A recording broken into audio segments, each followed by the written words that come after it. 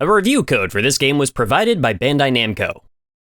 That title does not lie. I've rolled credits on the newest game in the Digital Monsters franchise, Digimon Story Time Stranger, and now I've got the chance to tell you what I thought of the experience. Was it good? Does the game live up to the hype? Did I spend an entire weekend locked in my room binging this title from beginning to end? Yes. This will be a spoiler-free review of the game. Obviously, with the game coming out this weekend, and it may not even be out by the time you watch this, I'm not out to ruin all the fun and discovery. There's tons of stuff here you just need to experience for yourself firsthand, so I won't be sharing plot details outside of the main setup. I'll be avoiding showing off specific characters or what Digimon you can train and obtain, and there's even certain areas from the game that have shown up briefly in marketing material, but I don't really want to show off more of some of them than what's already out there. It would just ruin the fun, you know? This also is not going to be a huge multi-hour deep dive analysis into every system, mechanic, and design choice. One day I'll give this game the proper retrospective treatment, but I'm at a point right now where I'm focusing on games in North American release order for that format, so we'll get to that one once it's had time to settle. I've been able to spend time digesting and let the retrospective have some sort of retrospect. The purpose of this video is to run you down what I thought of the game, if I was satisfied, and let you know if I thought the major pieces were successful. This is also for the newcomers out there. I get asked all the time by people who have never interacted with Digimon before where they should start, and today I'm here to tell you whether or not this is where you should begin. Obviously, I am going to have to share at least some detail of how things work and why I think they work or not, but if you're sticking around, I'll do my best to share my thoughts without giving too much away. Alright, that's more than enough preamble. Let's get started. You play as an agent working for an organization called Adamus, investigating anomalous phenomena reported around Tokyo, operating in the shadows to solve cases surrounding the sightings of strange and alien creatures we know as Digimon. After attempting to investigate a brewing surge in Digimon activity hidden away in a locked-off section of the city, you find yourself attacked by these monsters, approached by characters who recognize you that you've never met, and eventually traveling not only to new time periods in a version of Tokyo that hasn't yet fallen to the destruction you've witnessed, but you also find yourself teaming up with new friends in a quest to travel between the human and digital worlds, the home of the monsters wreaking havoc on reality. You'll fight Digimon, train Digimon of your own, and help them grow, all while unraveling the events that led to the grim future you witnessed in an attempt to stop this catastrophe from happening. Time Stranger is a turn-based RPG, probably the most comparable to Cyber Sleuth and Hacker's Memory before it, but let's not forget, those titles that originated on the PS Vita were the first Digimon games to carry the story title in America, but not in Japan, and the Digimon Story line of games has taken a lot of different forms. You can see the bones of those previous projects here, but this is still a new experience and one that does plenty to set itself apart. So you definitely don't want to be coming into this expecting just another Cyber Sleuth or Hacker's Memory. This is fundamentally a very different kind of game. Like I mentioned before, the game is going to take you through a lot of different kinds of environments. You're going to be moving around through the human world and you're going to be moving around through the digital world. I was actually really impressed from the get-go, especially since there was a part of my mind that was still kind of set in the Cyber Sleuth era, but being set in Tokyo and getting to run around so much of it and getting to see how populated it is and just how many areas there are to actually go in and explore. And it's outside of the standard dungeon format. There's not a bunch of, Digimon just running around every single area here. There's just a lot to experience and to be in, and I was actually really impressed by how much of Tokyo you could actually go out and explore. Now, the vast majority of areas that are out there in this game are populated with Digimon. As an agent of Adamus, you've been investigating these creatures for a while now, and you actually start off the game with one of your own. As you encounter new ones, you can strike battles with them, you will start to scan them for information, and as you get enough information on them, you can convert them into your ever-growing pool of available Digimon. These can be added into your active party. You can have 6 Digimon in your active party at one time, although only 3 are battling at once, but you can swap between members of your party at 6 at will. Outside of battles, you can just go into the pool of Digimon that you've converted over time and just swap them into your party lineup. It's incredibly open and just very easy to do. Encountering Digimon itself has also been sort of upgraded from what we've seen before. These aren't just random encounters that spark as you're running running around, those Digimon that you can fight are just out there in the overworlds, and you can either avoid them if you're just not trying to get into a fight at that time, or chase them down so you know exactly where to go find new fights to have. As you beat them out in battle, they will respawn after enough time out there in the overworld, so if you're trying to grind, there will always be an available pool of Digimon for you to go out and fight. Getting into the actual fights themselves, I actually really enjoyed the battle mechanics of this game, and there were a lot of elements that took some time to try to learn the ins and outs of and how it all works and how it all comes together, but I do think that what the result is might be my favorite battle system in a Digimon game like this. It is going to feel pretty similar to a lot of other JRPG battle systems, but certainly not in a bad way, and I do think that it has a lot of its own elements that come together in a very fun format for fighting. You have a lot of factors to consider and kind of keep in mind every time that you encounter a Digimon out there. You have your different types for each Digimon, your vaccine, virus, or data type Digimon, as well as the free types that aren't so much affected by type compatibility like that, but every Digimon is also going to have an elemental weakness, and as you start to pull together a larger group of Digimon, you're going to have more at your disposal that have different abilities or techs to use in fights, and the elements associated with them are going to have stronger effects on the Digimon that you're actually using them against. You can essentially go in and stack damage based off of elements like this. You can lower the amount of defense that a certain Digimon is going to have against a certain elemental type of attack, but if you're using a tech with an element that a certain Digimon is already weak to, as well as attacking them with a Digimon that is a base type that they are also weak to, you are just going to be multiplying your damage output on them by a lot, and it's worth considering all of these different factors that feed into each other, especially since basically every Digimon has a set of special techs that are specific to that Digimon, but it also has a bunch of slots available that you can just start assigning techs to. And I mean, you can go out and pick up a lot of different techs to assign to Digimon, and I'm pretty sure just about every Digimon can learn every available tech that you can give them. Now, obviously, based off of their stats and like how much their spirit or their physical attack strength is, all of these different elements are going to come together to change how useful they are with specific abilities, but it gives you a lot to work with every encounter, especially since it helps you format your Digimon party in such a way that you can make almost any setup of Digimon that you like viable in fights. There are elements that will eventually complicate that, of course, there's going to be, but as long as you're maintaining a good mix of Digimon that are gonna have good type advantages over certain things, again, you have 6 to work with at any given time, and it's not like you're just locked to that. You can swap in and out of any available Digimon that you have also obtained whenever you want between fights. You can just go in, pick your favorites, and make them work, but you have to put thought into how to make them work. You can assign different equipment, you can assign different skills and abilities, things that will help them out there in fights, but as long as you are engaging with those systems, you have the tools at your disposal to just make a party of Digimon that you really like. There's just a lot of openness to the mechanics of this game in general, even within the battle systems. Like, you can sit there and watch all of the animations play through, but at any point you can just flick the right analog stick upwards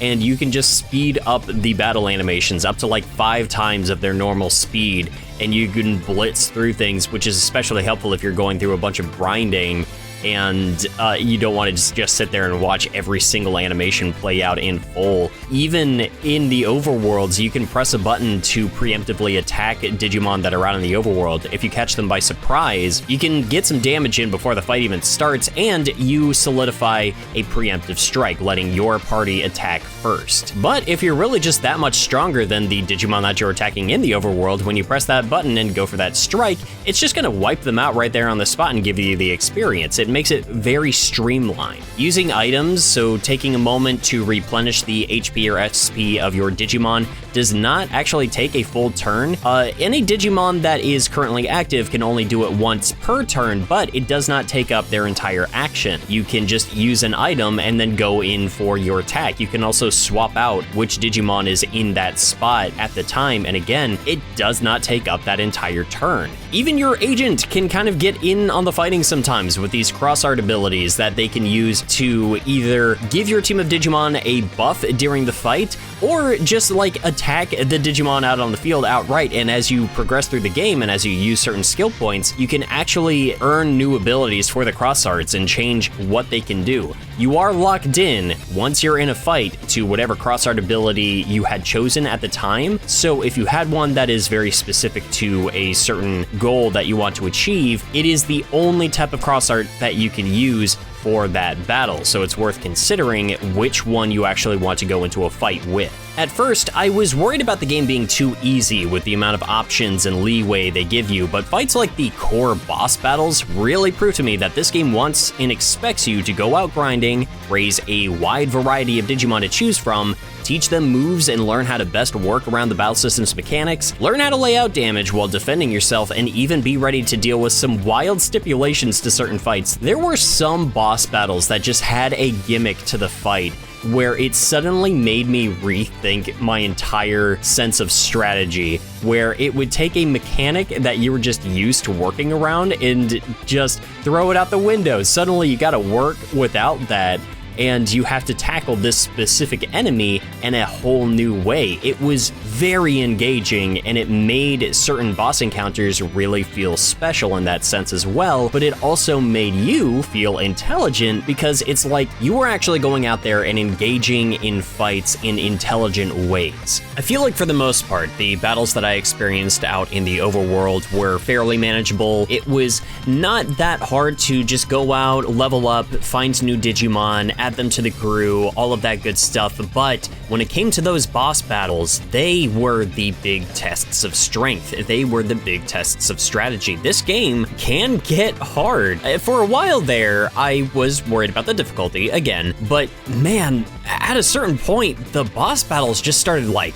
kicking my teeth in, and like in a good way. I was really enjoying how much the game was clearly expecting from me, and just how powerful these bosses felt and how powerful I felt when I was able to overcome what they were throwing at me. I think it was especially fun that it wasn't just, oh, they are big evil Digimon with high stats. There was legitimately interesting elements to each of these fights that I don't want to reveal here that added a sense of character to who exactly you were fighting, and it made the encounter itself feel special. It made it feel challenging, and it made it feel important.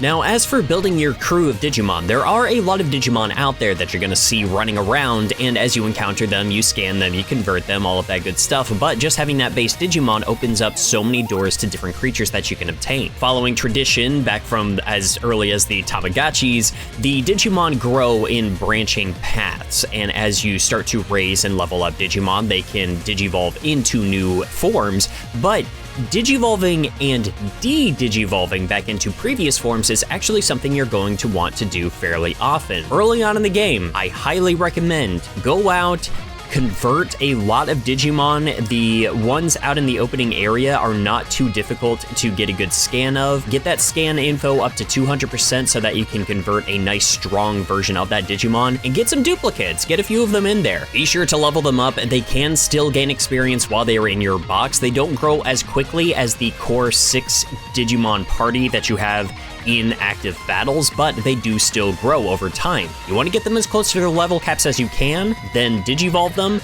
and then once they have grown in their Digivolved form, it's usually a good idea to de-Digivolve them, as they will go back to a previous form, but with much higher base stats. This is going to make it a lot easier to raise them into even stronger forms of what you had before, but then with those raised stats on top of that, suddenly it's opening up new pathways of what they can Digivolve into, because now they're just capable of becoming stronger than the capped version of that previous one was. It's a great little feedback loop. I like the way that this works. It's very similar to how it worked in Cyber Sleuth, but it is not the same system as what was in Cyber Sleuth. It is very stat heavy and is much more reliant on the personalities of your Digimon. They will have certain traits about them, traits that you can actually change by talking with them out in the field, talking with them in your Digiline as they send you little text messages, and then as you respond to them, it can change what their personality is going to shift towards. And the personality system is not something that I grasped immediately, but it's actually not nearly as complicated as I thought, and it actually is not as difficult to start skewing Digimon towards the personalities and traits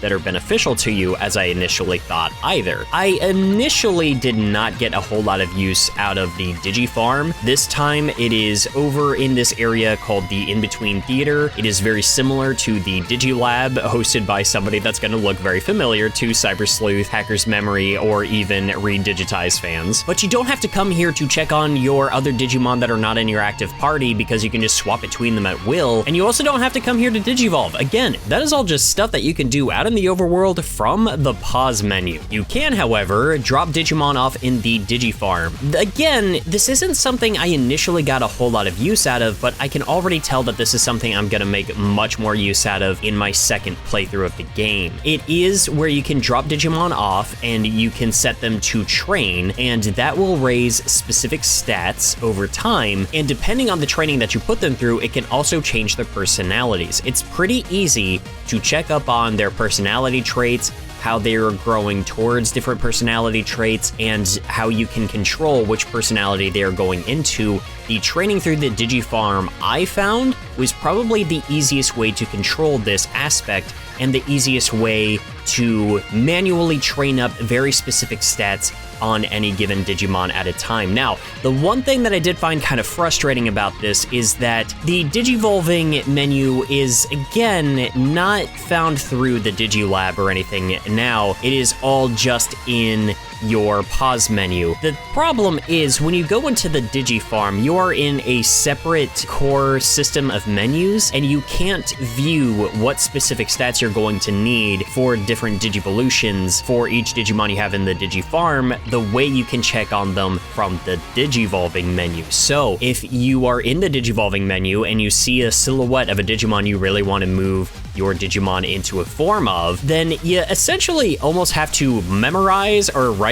down what those specific stats or personality traits are required to get there, and then go into the Digi Farm and set everything up. There's just a little bit too much separation from these stat screens for it to feel comfortable or as fluid as I think it otherwise could be. It is one issue that I have with it, and it's something that I'm wondering if this might change in the future. I mean, as of right now, we're already getting a day one patch that is upgrading a bunch of different menus and assets and effects and everything for the launch version of the game. So people playing this on day one are already going to experience things just a little bit differently than how I did. So this is one element that I'm kind of curious to see if it changes over time. I didn't really take advantage of customizing the Digi Farm all that much. When you're exploring the overworld, you can find all of these little gubbins just scattered all over the world, and they are just materials that you can use to decorate and personalize your Digi Farm. And that's a fun aspect, but it just feels like one of those time-consuming elements that I wasn't really able to dedicate myself to when I was kind of on a deadline to play through the game. It's something that, like, it's nice to have there, but it's not necessary.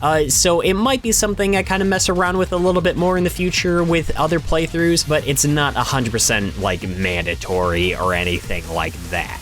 Something I would highly recommend taking advantage of that relates back to Digivolving is going to be going out there and doing side quests. As you progress through the story and as you sort of enter different intermittent hubs, you will have a couple of different side quests available to you. These are generally pretty simple and they start off fairly simplistic at first, and I was wondering how engaging they were going to be as the game progressed, but thankfully there were definitely a couple of side quests in there that asked a bit more of you and that I felt were personally a bit more interesting than what's there from the get-go. But the really important aspect of the side quest mechanic here is, one, you get to actually go out and see a bit more of these overworld areas. It's an excuse to actually get to be in these environments a little bit more, and I think that there is definitely something to be said there, but you also get a certain type of skill points, these agent skill points, by completing these missions. You get them by completing story missions, sure, but a lot of extra points can be gained just by going out and doing these side missions. I actually recommend going out and doing these as they start to pop up, which is not something that I did, and I did end up kind of running into an issue with that. As you obtain these skill points, you can redeem them in a agent skill menu that either upgrades how your agent works, like upgrading your different cross arts, things like that. Or it can even increase how the stats and experience gained and everything is affected for Digimon of different personality traits. You can essentially just go in and alternate how your Digimon grow through this skill menu. It's a really interesting system. It's something that I imagine would be something really interesting to strategize with. I would even imagine, even for the speedrunning community, this would be a fun thing to work around, because learning how to allocate your skill points in this fashion and how to properly mid-max the growth of different Digimon over time and speed up the process of achieving certain Digivolutions. I don't know, it's an interesting system. It was something that felt maybe a tad overwhelming at first, but the more that I looked into it and the more that you start going out and doing side quests and just start earning these different skills and going through the skill tree and activating all of this, it's nice. But the really important thing is that it is also tied into something called your agent rank. You only go up in your agent rank, not necessarily just by completing the story missions, but by redeeming a certain amount of these skill points. You have to actually put them into use. You don't have to put them towards specific things, but you do have to redeem a certain amount of these agent points to get a new agent rank. And as that goes up, that is actually capping out the level of Digivolution you can actually achieve for different creatures. You will need an agent rank of 5 to get a certain tier of Digivolution. You will need an agent rank of 7 to get even higher ones. This was something that I didn't immediately grasp, but it did start to become clear to me over the course of my playthrough, and I started to realize that I had sort of been skipping out on maybe too many side quests in the interest of trying to complete the game with enough time to actually work on a video for it. And I realized that I had kind of locked myself out of the ability to achieve certain tiers of Digivolution because I wasn't going out there and engaging with this side content.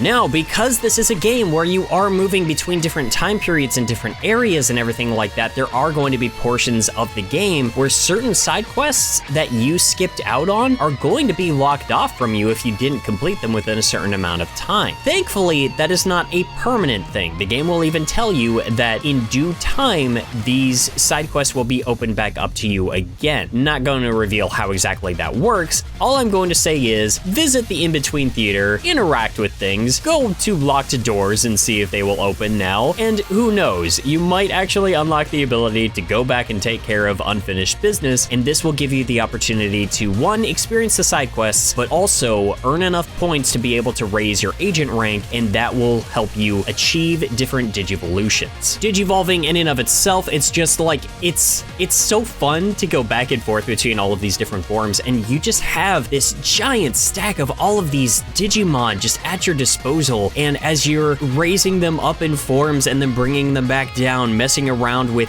how many different new Digimon you can unlock just from like one chain. You can even track like what previous Digimon this specific one was and like what its Digivolution pattern was. It's so interesting. I could really lose a lot of time just in this menu, especially after completing an area and all of my Digimon have just raised up in level and everything like that, and just going back in here and just checking out, okay, so who can grow into what can they grow back into, what is this achieving? And I was thrilled once I was able to clean up some side quests and everything and get a higher agent rank. By the end of the game, I was able to run around with so many cool Digimon, things that I had not even unlocked in previous playthroughs of the older games, and I was relieved by how much easier it was to achieve a lot of this over time because there are so many different Digimon to choose from. This game has so many more than have been present in previous Digimon games before that I think they wanted to streamline the process of you actually getting to as many of those Digimon as you possibly could or might want to.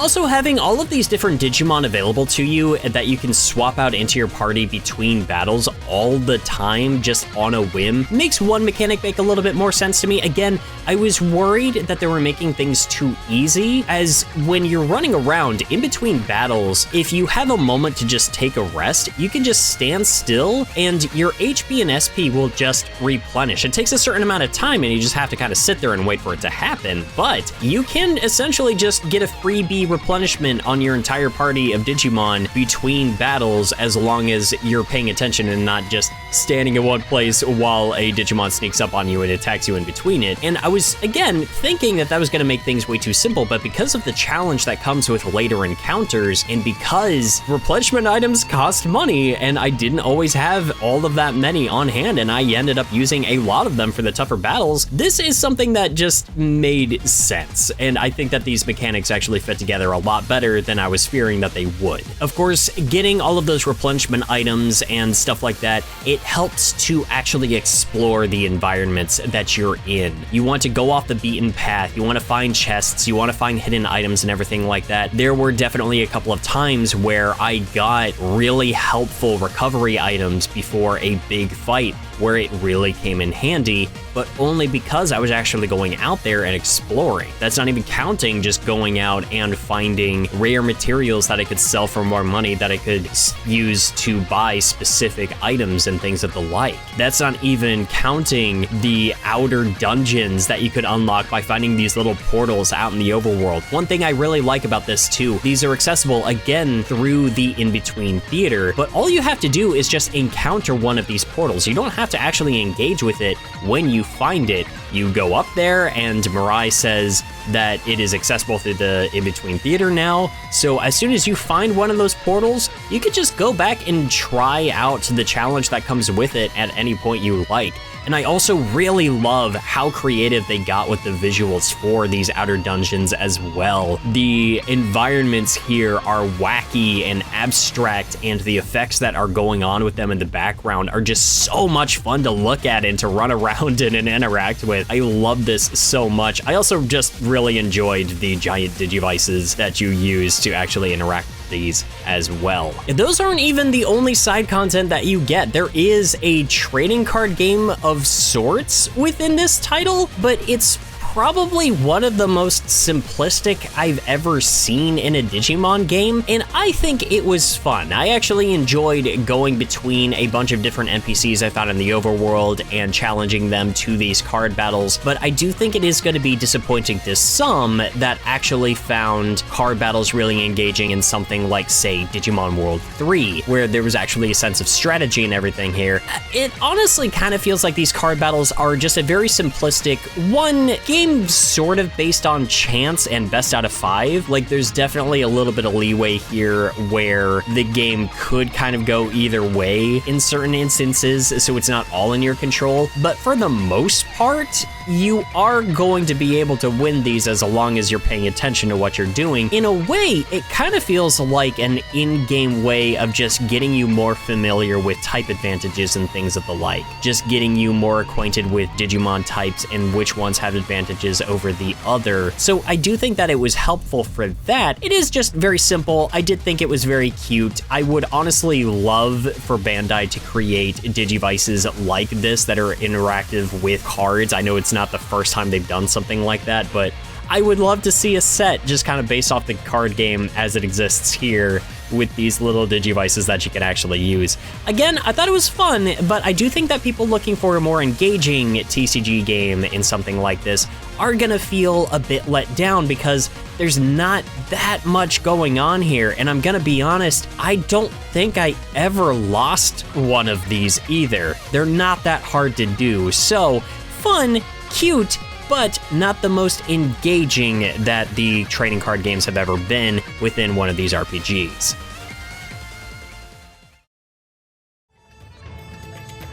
Now, something I do think was legitimately engaging was the plot of the game. Obviously, I don't want to say too much about it. It would be way too easy to spoil too much or to give too much away. What I can really say is that this is a good story about characters, their connection with each other. It is a time travel story, so, you know, there is definitely some shenanigans going on there that, you know, you would sort of come to expect. But overall, I found it to be a really engaging tale of destiny, of people, and the way that they connect with one another. It is something where it puts people in different positions that makes them question themselves, their roles within the worlds that they operate in, and they do take advantage of just making these two worlds interact and watching what sort of chaos can unfold as they are sort of merged together. There's a lot of fun to be had with just seeing the way that they morph the digital and real worlds and what all they do with those concepts. But overall, I think one of the greatest triumphs of this was its characters. The main duo that's going to be running around with you throughout this adventure is Inori and Agiomon, and they are obvious highlights to this narrative. And I remember thinking at first that there was a little bit of a cheesiness, a little bit of a corniness to the way that they were introduced and the way they fit in with the story here, but over time, I think that that was almost a benefit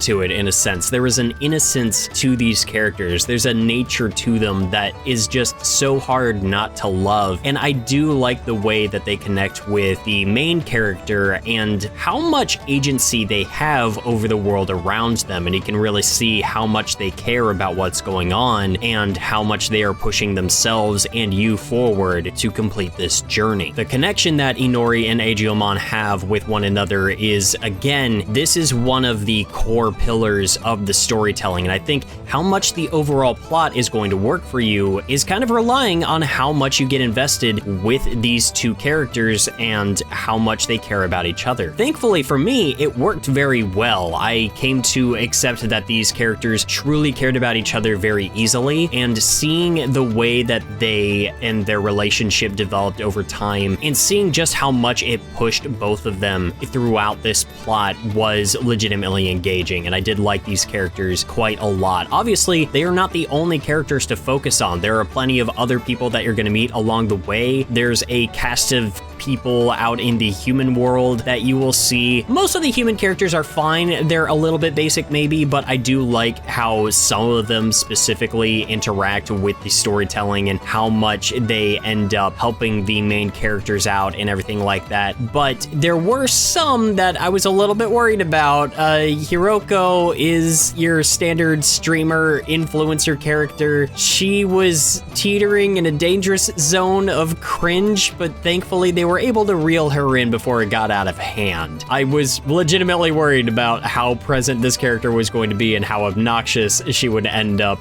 being, but I did end up liking her just fine, partially because they knew when to back off with her shenanigans when it was starting to feel a bit overbearing. I think the real stars of the show here are going to be the Digimon characters, the ones that you interact with throughout the digital world of Iliad. We knew from the marketing material that the Olympus 12 are going to be a big part of the story, and they do all shine here, but they weren't even the only ones given interesting stories or moments. I found myself legitimately invested in the Olympus 12 as a cast of characters, and again, without giving away too much, I think part of why this works for both fans and newcomers is because it gives fans a lot of, fan service, and it pays off characters that haven't gotten as much limelight in the Digimon franchise as a lot of the original adventure Digimon, so it just kind of gives fans of the material more to see with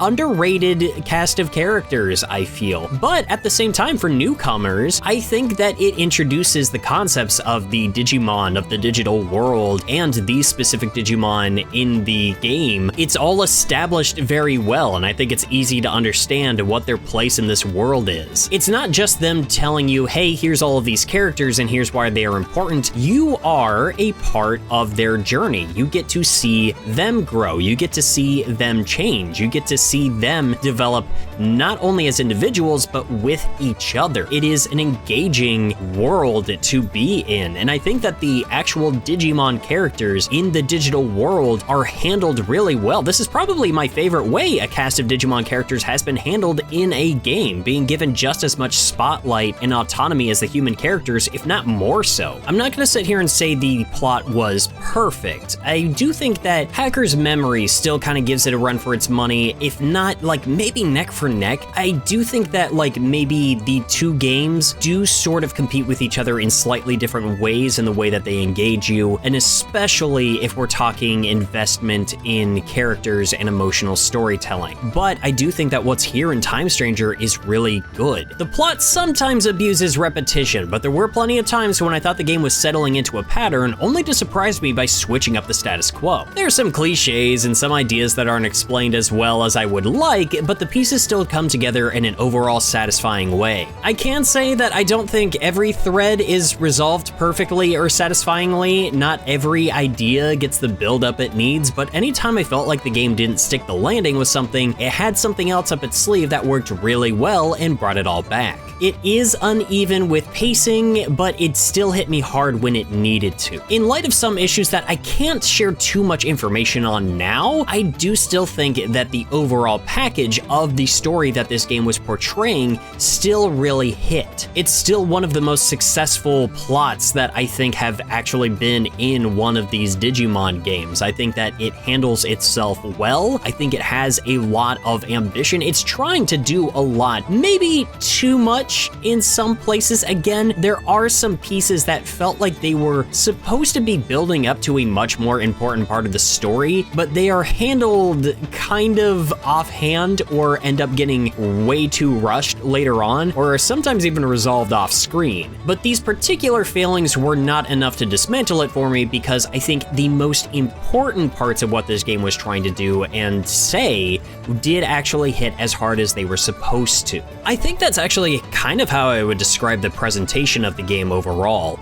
I mean, on its face, this is a gorgeous game. The locations are beautiful and teeming with life and activity. You go into these locations, you walk around Tokyo, you just see it crowded with people. I do think that the sort of minimalistic approach, you know, the random NPC characters walking around not having faces, was probably a smart choice. It looks stylized, but also makes the production just a little bit easier, I would imagine. So I think that this was a smart choice. But then you go into places like the central town of the digital world, and it is just like everywhere you look, every single shot is just full of different Digimon inhabiting this world. It feels so alive and vibrant. The character models are immaculate and lovingly animated. I loved seeing all of these different Digimon, the way that they move around, this wonderful sort of cel-shaded approach, especially with these thick black outlines. I think it's such a good look. I think they nailed the visual identity of this game. It looks phenomenal. Now, as for the voice acting, I played this with the English dub, and I actually do think it was pretty good,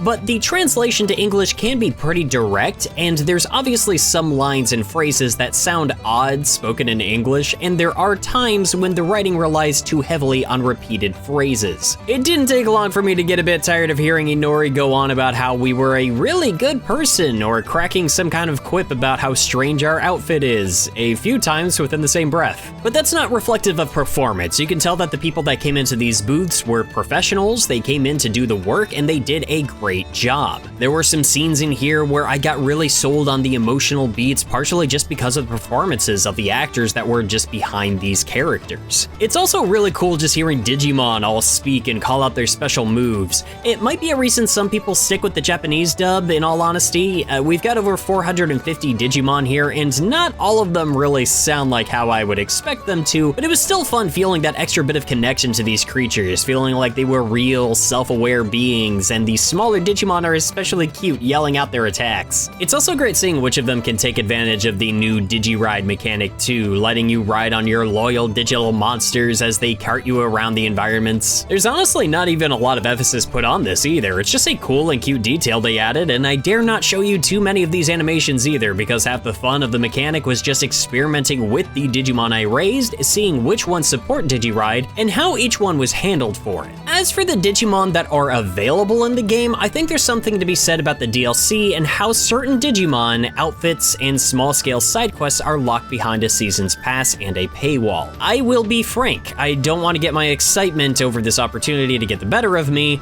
I don't think I quite like this stuff being barred off. Cute referential outfits for your character to wear, sure, I get that. Licensed songs from Digimon anime series that you can play in-game, I think that's understandable. But Black Agumon and Black Gabumon being exclusive to a pre-order bonus and later walled off to paid DLC just doesn't sit right with me. And I know this isn't the first Digimon game to do that, and it's far from the first RPG. There's still more to be seen, and this is an element that I think would be best served looking at it in retrospect, seeing how it was handled over time and seeing what all creatures were locked behind the season's pass and seeing if it was worth it. Right now, I feel like it's too early for me to cast full judgment, and I want to see if it feels like it was worth it once all the content is out of the table. At the very least, I want to throw him a bone. I get it, I'm not the money man, I don't know what all happened behind the scenes getting this game developed, and I can't tell you for certain what was or wasn't feasible on the budget or what business decisions could have led to determining what made it into the launch of the game and what needed to be claimed afterward. I guess my only thing is that if I'm spending $70 on an RPG about collecting monsters, I don't want to have to pay extra to collect a couple more, you know what I mean? There's times when you can tell that time and budget were running thin and couldn't match the ambition of what's being presented, and certain effects or workarounds where the game just needs to insist that a thing is happening in real time feel sort of reminiscent of the Vita games. But when the game really wants to show off, you can see where the team decided the resources were best focused. I mean, the soundtrack alone, oh man. Masafumi Takada makes his return to the series, but the amount of skill and range on display here is incredible. I absolutely adored this soundtrack. There's so much energy and identity added to each area, to emotional sequences and characters, down to one of my favorite boss battle tracks I've ever heard in an RPG, and I really hope we get some sort of physical release for this OST, because it's easily one of my favorites in the whole franchise. I haven't been able to get some of these tracks out of my head since I finished playing. And yeah, sure, there were a lot of complications that came with the development cycle of this game. They did not have unlimited resources to work with, and really it just makes it feel more special, you know, that they were able to do as much as they did to make it feel,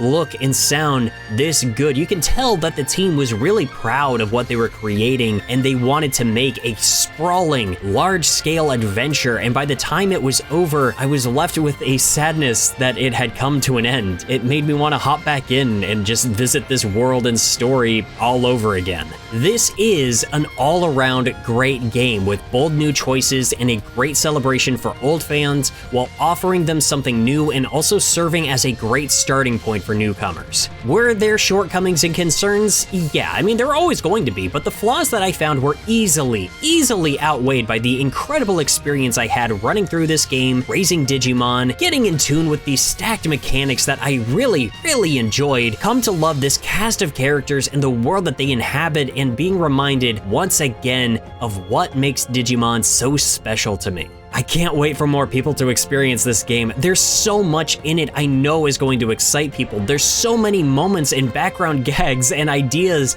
monsters and details I know you're all going to love, and I'm so happy that we all get to share our excitement together soon. Please support this game. It's a truly special gem among an already special franchise, and more than just supporting the IP or the development of more material, a project with this much love, work, and ambition deserves recognition. I can't wait to see the rest of you in Iliad. Let's chat again once we've all gotten a chance to play Digimon Story Time Stranger. Of course, I want to thank Bandai Namco for this incredible opportunity. This was one of the most exciting things I have ever gotten to do. The idea that I got to be one of the first people to experience this game, to be able to run through this world and see what this team put together, be like a week before it even hit store shelves. That is, I can't quite put it into words. I felt unqualified. It was very humbling, but I would not have been able to get here without their generosity, and of course, without the years of support and just love that have come from everybody that has built me up over these years and has helped keep me going and help keep me on track to be able to earn opportunities like this. Thank you all so much. All of you that watch and listen and share, everyone like that. And of course, like the people over on Patreon that help me out, that put money towards me being able to make stuff like this and to chase opportunities like this. It means the world to me. And of course, I gotta give an extra special shout out to my current top tier patrons. This month, they are Mr. SP, Brendan Hesse, Dresselite, Earl Valco, Jacob Stadler, Jazzy Jefferson, Mackenzel, Milton Manthing, Mitch Pym, Old New Type, Patricia Marcoux, Peter O'Hagan, Cinderin7, Snapkick, Cyrus the Skeptic, and Thomas Brooks.